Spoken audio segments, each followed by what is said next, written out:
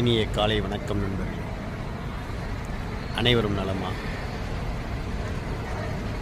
நாம் இன்றைக்கி மகா சிவராத்திரியை முன்னிட்டு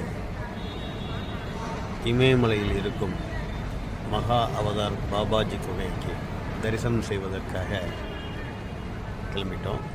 இப்போ நம்ம இருக்கிற இடம் சென்னை ஏர்போர்ட்டு.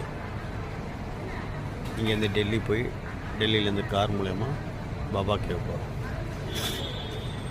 பாபா கேவ் தரிசனம் முடித்து அதுக்கப்புறம் ரொம்ப மிக பழமையான சிவன் கோயில்கள் நிறையா இருக்குது உத்தரகாண்டில். அதில் ரொம்ப குறிப்பாக சொல்ல போனால் பாதாள புவனேஸ்வர் ரொம்ப ஒரு த்ரில்லிங்கான ஒரு பாயிண்ட்டு அது.